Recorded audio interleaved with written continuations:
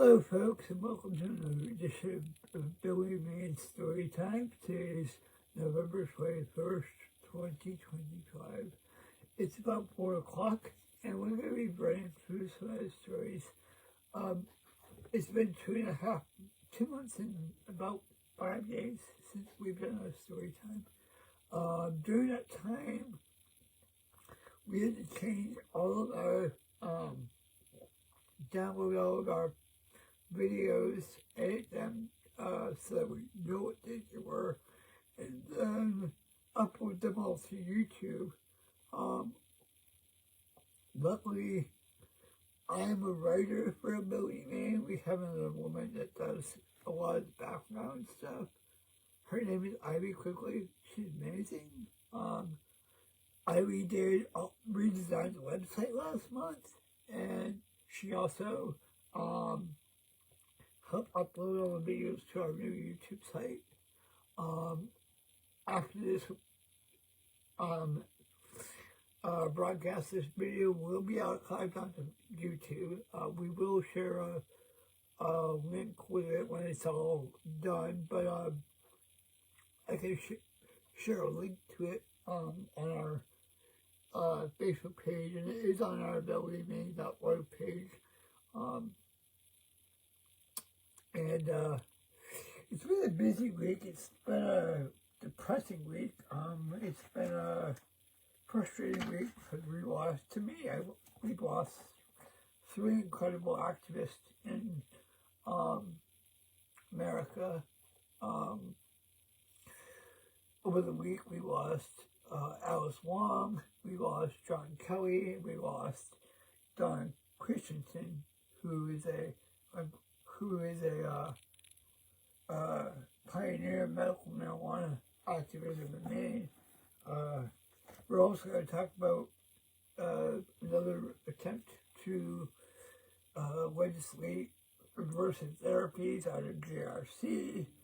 Talk about some of the safeguards that have gone into the continuing resolution for the to reopen the government. The government's going to be reopened until, I believe, either late January or late March, I think it is. And that was done with the breakup of Angus King and a bunch of other senators that broke the stalemate and just got it taken care of.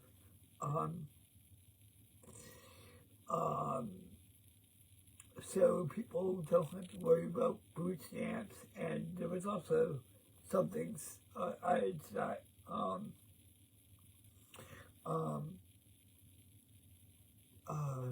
self-cap funding measure, which will ban the sale of hemp-derived THC, which is known as Delta 8 or THCA. And we can get into that. It's also sold a lot at gas stations or in vape stores in places where medical or recreational isn't legal, but they have CBD stores. Texas being the first place that comes to my mind because I spent a lot of time in Texas in the last 5 years visiting. And some information about OSERS, which is the Office of Special Education, federal government. They laid off a bunch of people during the start of the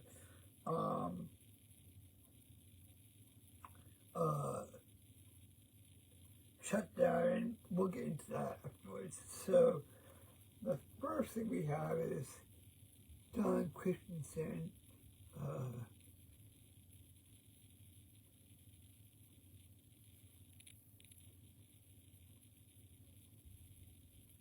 and he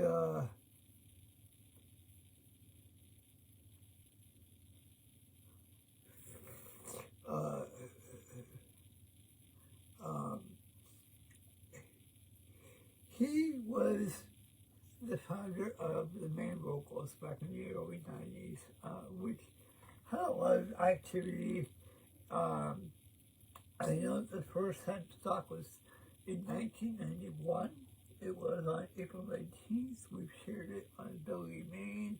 I actually have an audio recording of it, and I can share that on from YouTube. It's on my YouTube account with Allen Ginsberg. It was the first time in 1991 that the medical marijuana bill was, actually it was 92. It was early 92. I'm screwing up because I started going to school in 92 there, but not until September. The Ginsberg speech was in April of 1992, and the first medical marijuana law was passed but vetoed in 1992, if I remember right. I could be wrong on this. Donnie Christien was a man who did this with the main vocals. Different Harry Brown, Ben Shipman, all those folks were also involved. I wanted to go to that so bad to see Allen Ginsberg. I was in high school. I read about it in the Maine Writers Publishers Alliance magazine. I asked all my friends in my English class if anybody wanted to drive to the store, and I have more than enough money to pay for them to drive me. And nobody wanted to know, nobody knew who it was. If I was a senior, it was my senior year of high school. I, knew I was going to college at that point. I don't know, but I couldn't get up to see Ginsberg, which really sucks because he ended up speaking there. The one summer I came home, he spoke that summer. But in 1992, it was a really trouble because they had hemp stock, which was right around when they introduced the law, because of April 20th. I think it was April 19th they did it in 1992, which actually would make sense. Or April 18th. I can go back and look at the calendars, but I'm gonna spare you the problems. And it was a Friday, and I know that Donnie spoke at that event, which was 92. That was the first year of the medical marijuana bill was being put through to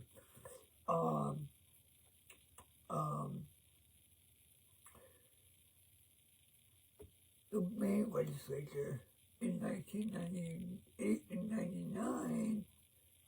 They got Donnie was one of the main people to get it on the ballot, and it passed.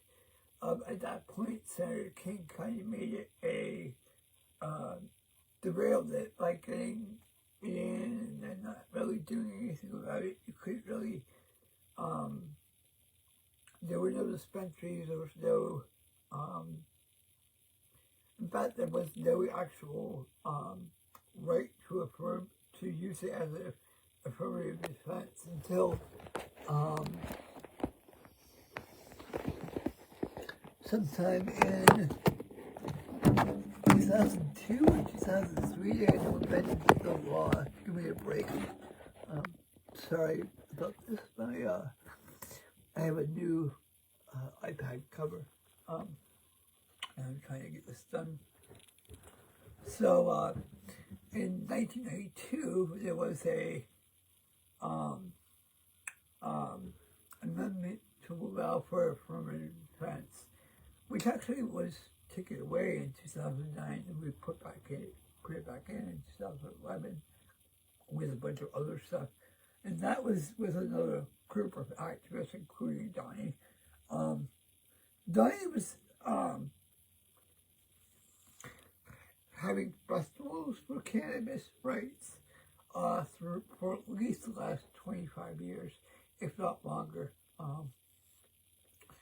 First it starts in Harmony at Freedom Field, and I think he has a pretty good dance. I think he had members of the Grateful Dead there at one point.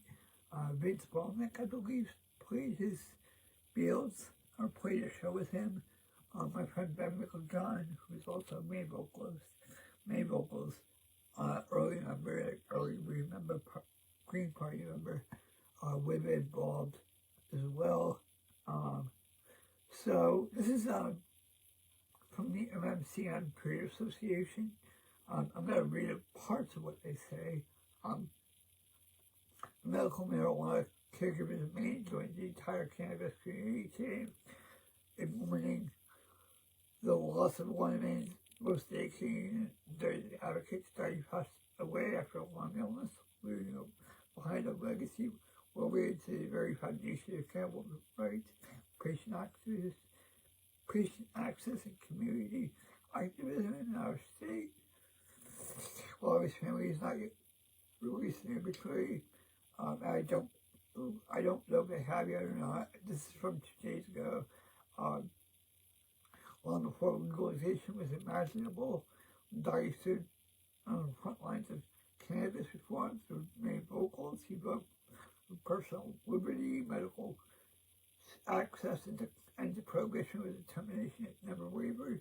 He organized rallies, spoke publicly, and educated communities across the state. His voice echoed on courthouse steps, in fields, at meetings, anywhere people were willing to listen. At a time when activism at risk, Donnie never hesitated.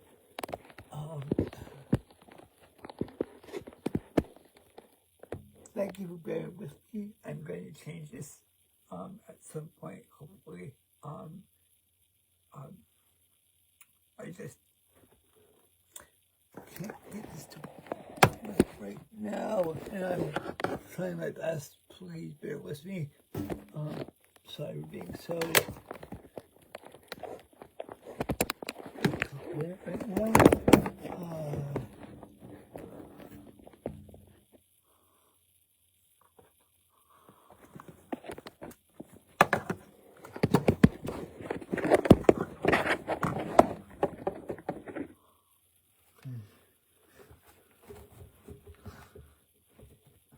Okay, I hope this works.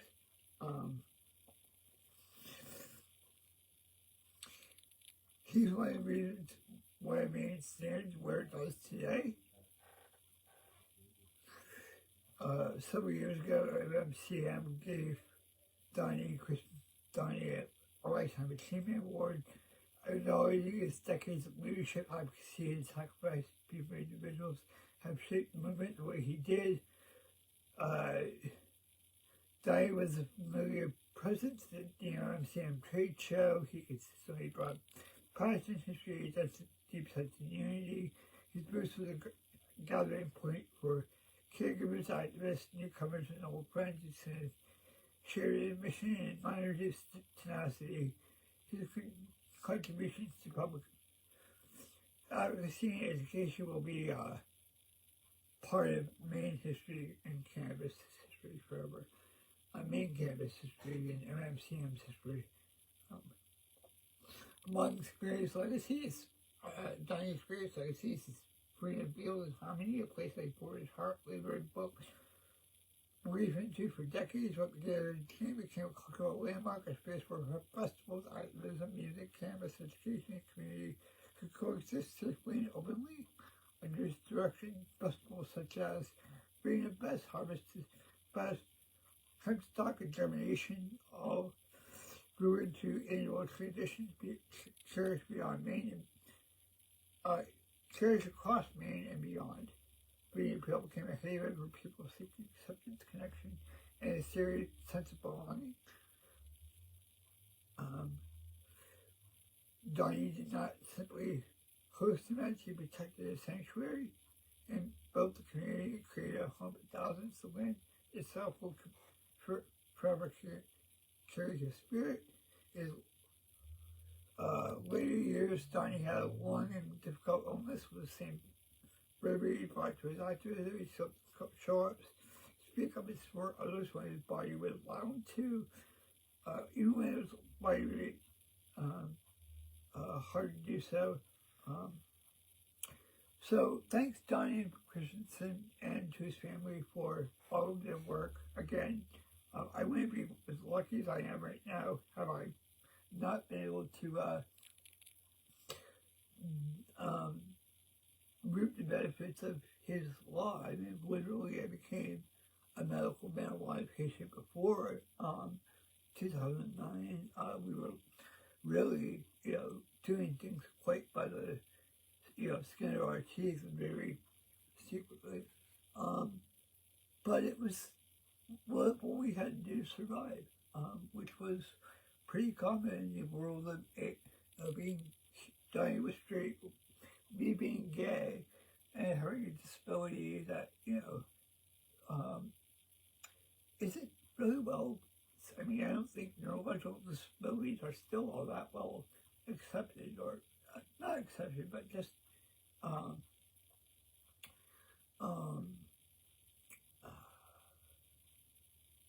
don't think they're treated as best as they could be, unfortunately. And thank God for Mr. Christien. He really did some incredible work.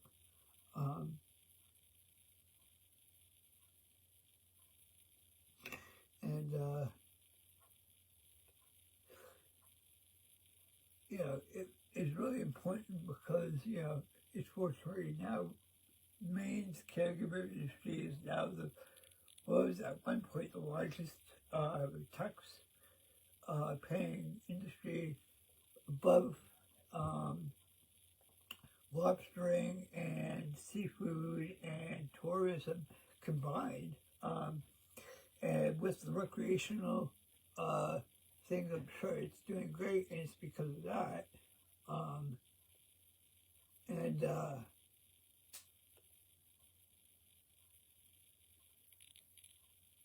Without him, none of that would have happened. He was literally the impetus of that. So, rest in power, Donnie, and never forget how, the power of a single person. Donnie proved that. And he really was tenacious. He did it for decades, decades, and decades. And Comedy Hill is great. It's got legendary performers. You can find some stuff on YouTube, I'm sure.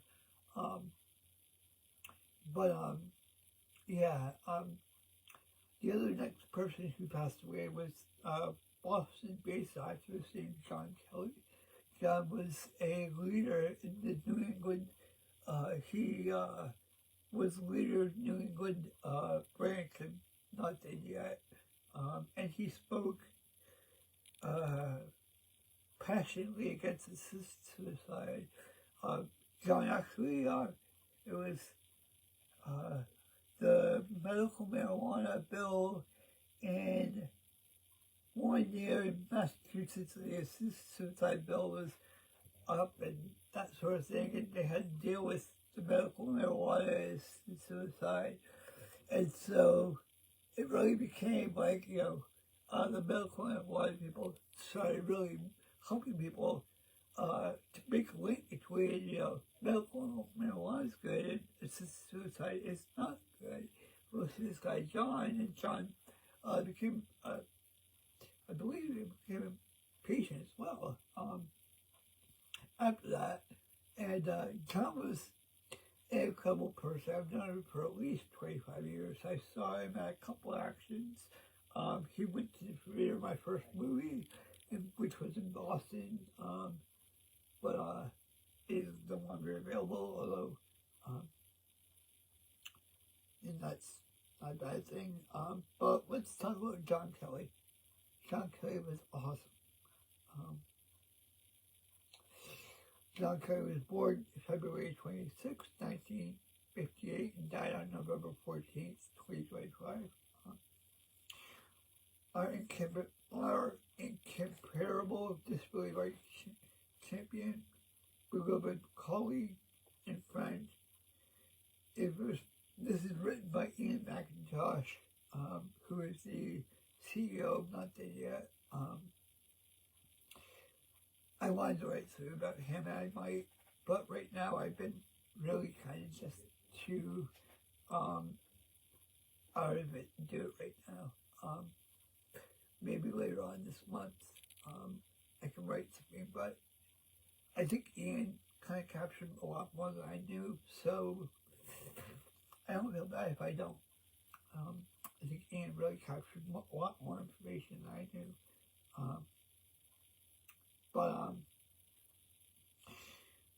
So this is from Ian McIntosh, who is the executive director of Not Dead Yet.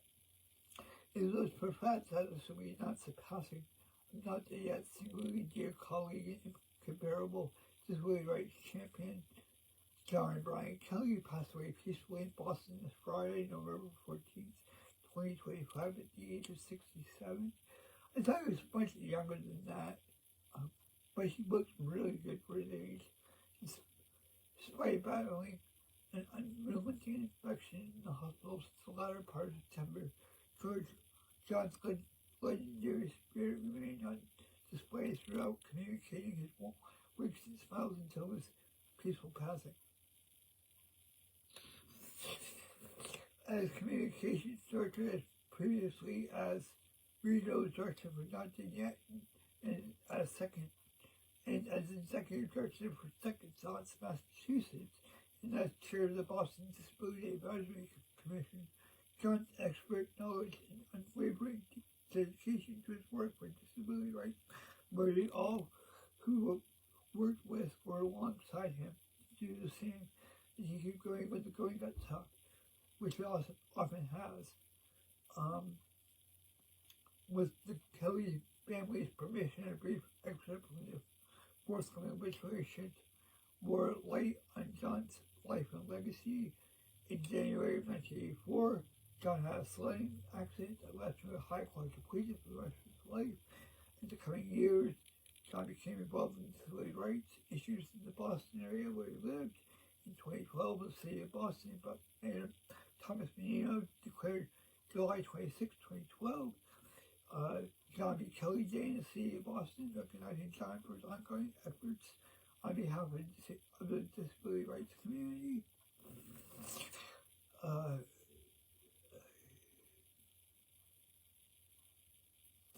There's in this link, there's some links to him. I will be posting this onto onto Billy Maine's page. Additional announcements will be made with the Kelly's family wishes about contributions to John's legacy. We will share those details about upcoming memorial service to be held in January 2026 to celebrate the life, the incomparable life of John Kelly, as we research further information about the family. John, you are irreplaceable. We will miss you more than words could ever say. And you're honored as I am before you. We will continue to lead on, never ever give up this fight. Our deepest condolences to the Kelly family, John's dear friends and cherished colleagues. Sincerely, McIntosh, Executive Director of Not Dead Yet. Again, I can't say enough about John.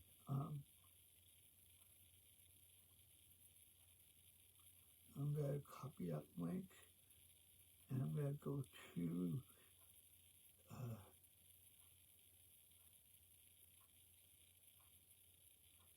post this link right now, and so that's there. And Alice Wong,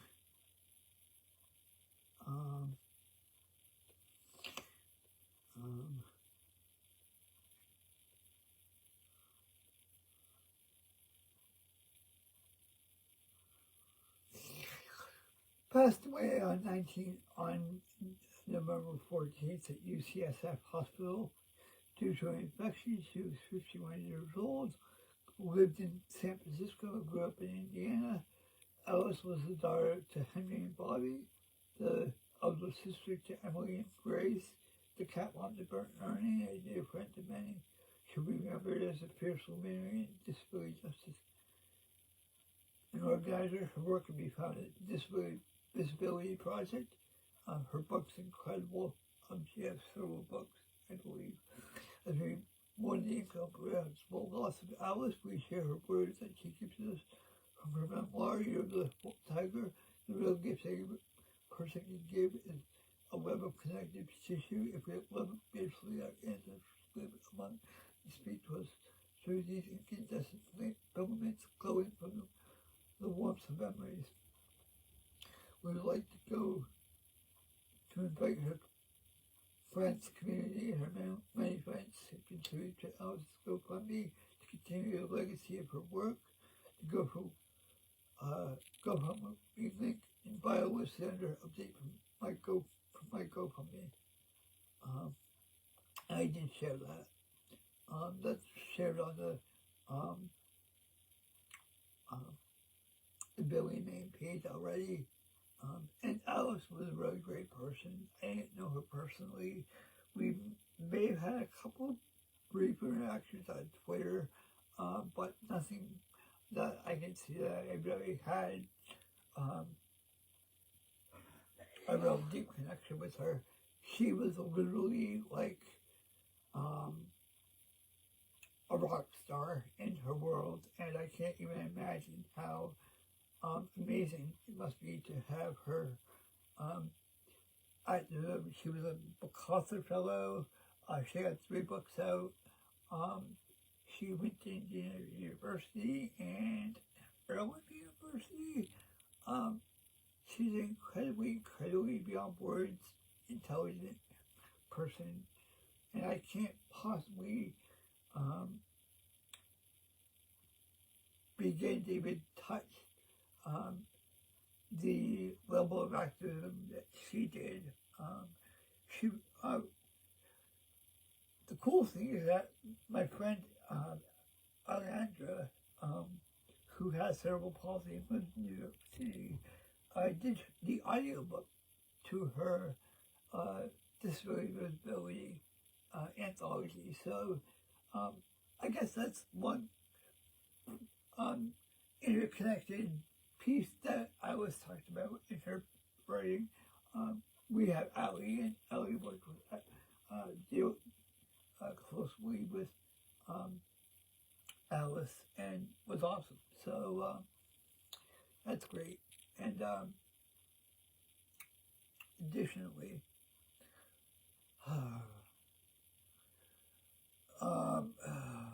on Tuesday, there was a bill to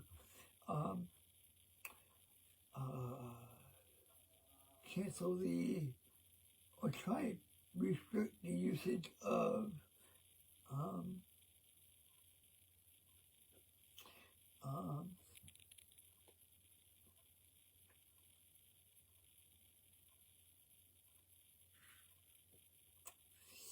passed Bill H.245 that would outlaw the use of all aversive procedures, those that cause physical pain, used to change the behavior of people with a physical, intellectual, or developmental disability. This bill would also prohibit programs from denying reasonable sleep, food, shelter, bathroom access, or other human needs. If passed, the law would prohibit the use of electronic shop and other cruel and coercive behaviors. Message used at the Detroit Center. A hearing was scheduled for the State House from 1 to 5 p.m. on November 18th.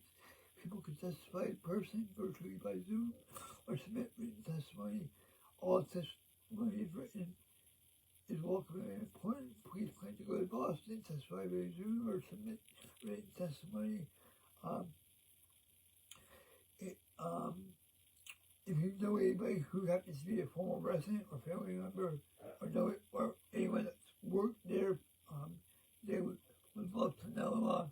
If you know a hold of Nancy Weiss, you can get hold of Nancy Weiss at the University of Delaware. I believe she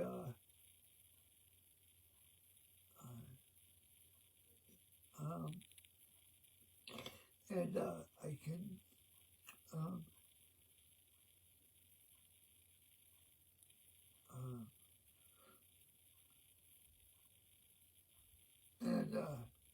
so written testimony is still available. And you can email olivia.mathot@masenate.gov or audrey.atr@mahouse.gov with that testimony. And they'll be heard and displayed on the hearing notice in order and schedule a change. So that happened on Tuesday, but I think we can still email testimony again. With the bill that passed to reopen the government, the government made that in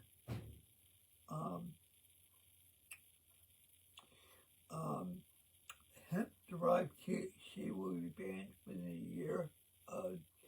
So what that means is that hemp-derived THC, which is basically hemp that is grown with CBD as a primary for CBD, can be through a combination of chemistry. CBD can be transferred into Delta 8. Delta 8 is a form of THC that is present but never in the amounts that is being sold at. So it's not really a natural THC. It does happen in THC, but not very much. And THCA isn't exactly THC, but it turns THC when you use it, and it gives you a much stronger high. And both of those are widely available in states where marijuana is illegal. It was because of the 2018 Farm Bill loophole, as it's been known. This 60 years to have effect. It will have no major effect for most states where marijuana is legal recreationally and medically, and it will have an effect. It may have an effect on some farmers because some people do make THC out of hemp just because THCA does have medical benefits to it, and it may be easier to make through THCA than it is to do it through using the actual marijuana plant. I've heard some arguments about that. I'm not really a chemist, so I don't know that much about it. I know that also in the bill that reopened the government, they put something so that SNAP benefits can never be taken away if the benefits go. I know for myself, I did get my benefits this year. I'm not sure. I know I did get them on time. It was quite the really incredible miracle that happened, and it really sucks when poor people, elderly people with disabilities, who by law can't even have much for assets, are being told, that their benefits that they require are being cut or not receiving them. Luckily in Maine, hopefully most people got their benefits on time. I was very relieved when I got mine last week. And it's just really hard to even deal with all the stress that this causes.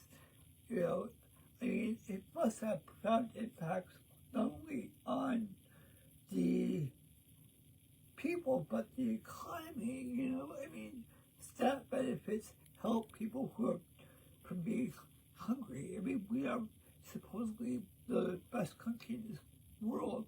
We shouldn't have almost this population, but we do, and it's growing, and it's bad, and we shouldn't have to worry about, you know, kids that are hungry, and, you know, people who are elderly, and people who are,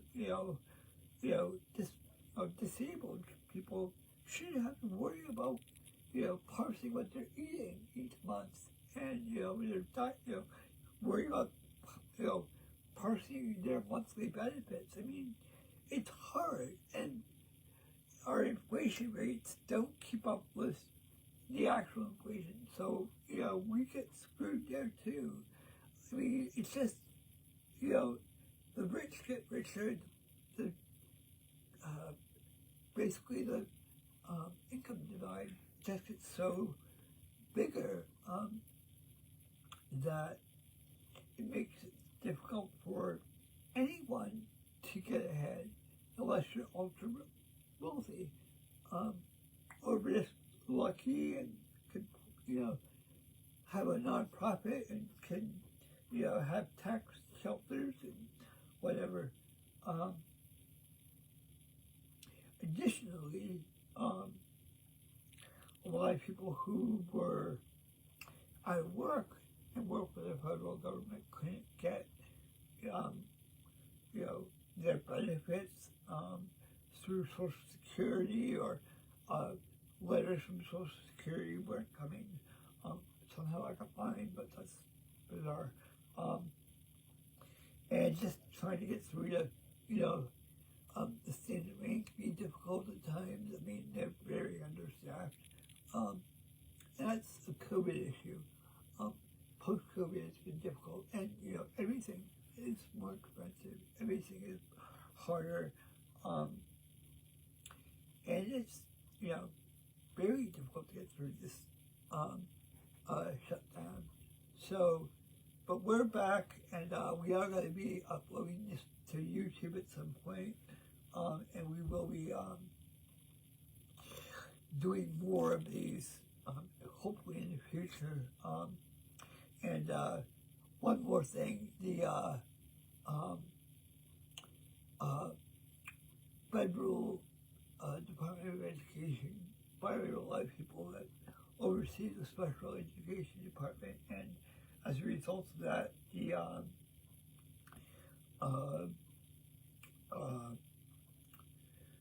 after the law that reopened the government passed, those people were hired back. So I believe that should be some oversight for special education federal law. Whether or not it really does remains to be seen. And those people are the experts on the law. They're the experts on accommodations. They're the experts on, teaching people with severe disabilities. Any expertise is a problem. Today's the Friday 21st. Yesterday, the FDA said that there is now, there's still a link between autism and vaccines, even though nothing has ever been proven. John F. Kennedy Jr., Robert F. Kennedy Jr., said that it was his belief that these laws have not been,